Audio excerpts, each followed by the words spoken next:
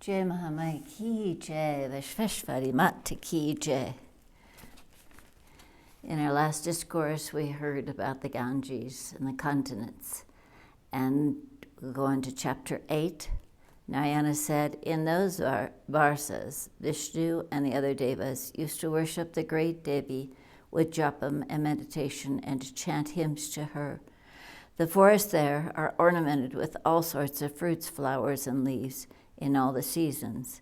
In these excellent forests and on the mountains and in these Varsas and on the clear waters interspersed with full-blown lotuses and cranes, and in those countries where varieties of mountains and trees are standing and where varieties of birds frequent and echo all around, the people play in water and engage themselves with a great many pleasant occupations. And the beautiful women as well roam there with the knitting of their eyebrows. The people there enjoy as they like, surrounded by beautiful women. Narayana and the Apsuras, Bhagavan himself worships the Devi there to show his extreme grace to all the inhabitants of the Navavarsa. The people also worship the deity. By worshipping the Devi only, the Bhagavan remains there in Samadhi, surrounded with Aniruddha and his other four forms. But in Ilaratra Varsa, the Bhagavan Shiva, originated from the eyebrows of Brahma, resides only with women.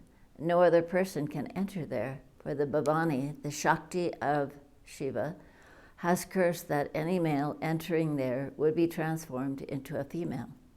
The Lord of Bhavani, surrounded by innumerable women, remains there engaged in the worship of the unmanifest, unborn Bhagavan Sankarsana.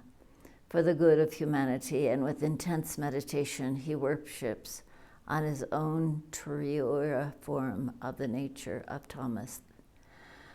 Thus, obeisance to thee, the Bhagavan, the great Purusa, endowed with all qualities, the Ananta, and to the unmanifested. We worship thee, whose lotus feet are the refuge of all. Thou art the great storehouse of all the superhuman powers and the divine faculties of omnipotence. Thou art always present to the bhaktas. Thou art creating all these beings.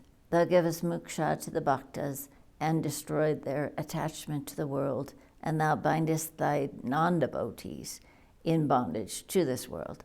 Thou art the Lord, we worship thee. We are entirely under the control of the passions, anger, and our minds are always attached to the senses. But through thou art always looking at the world for its creation, etc. Thy mind is not a bit attached to it. So who will not turn to thee, desirous to conquer himself?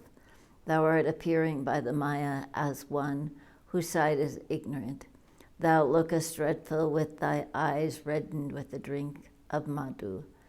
By the touch of thy feet, the mental faculties are very much enchanted. Hence, the womenfolk of the Nagas cannot in any way worship thee out of bashfulness. The rishis say that though thou art the only one to create, preserve, and destroy, yet thou art quite unconcerned with them. Thou art infinite, and thou art innumerable heads. This vast universe is like the mustard seed resting somewhere on one of thy heads, which thou can't even feel. The Mahatattva is the body manifested first in it. First, it is built of sattvic, rajas, and tamasic gunas. Brahma has come out of this, and I again have sprung from the Brahma and am nurtured by the sattvic and the other gunas, and with the help of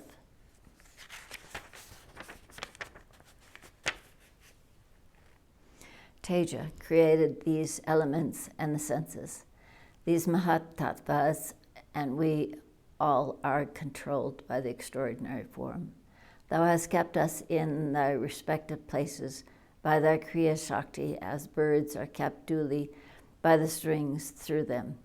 Mahatattva, Ahamkara, and the Devas elements and the senses before mentioned are all united, created this universe by thy grace. Thy creation is very big and grand. For this reason, the gross thinkers, deluded by thy power, never understand it. The Maya is the only means to get the samsara nivriti, moksha, and the real goal of man.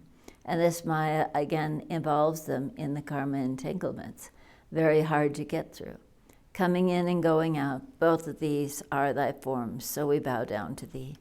Narayana said, thus the Bhagavan Shiva, with his own persons in Ila Vritra Varsa, used to worship the Devi, the controller of all the lokas, well known by the name of the son of Dharma, well known as the name of Bhadras Rava, and all the persons born of his family and his attendants worship thus the Devi. This form is well known to all by the name of Hadagriva, and worship thus.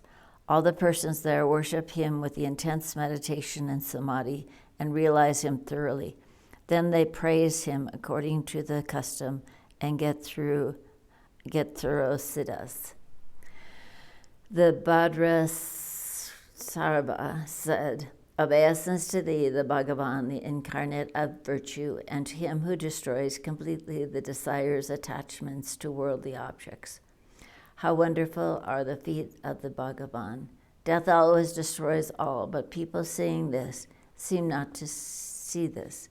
Seeing that the son meets then death, the father desires to live long not for virtuous purposes, but for sense enjoyments, what is called vikarma.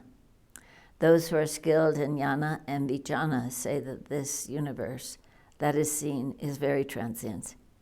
Moreover, those pundits who are endowed with much jnana see vividly the transitoriness of this universe. Still, O unborn one, when practically they come to deal with this, they all become overpowered with the influence of Maya.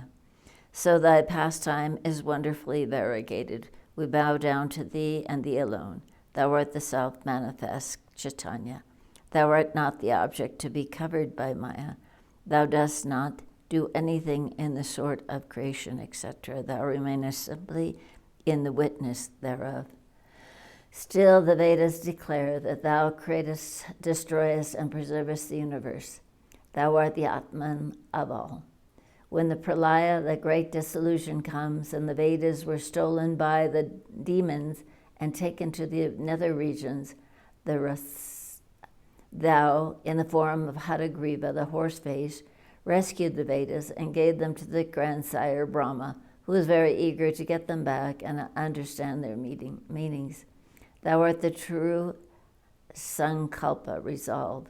We bow down to thee, thou the Bhadras Ravas, praise the Hadagrivas from form of Hari, of Vishnu, and sing the glorious deeds of him.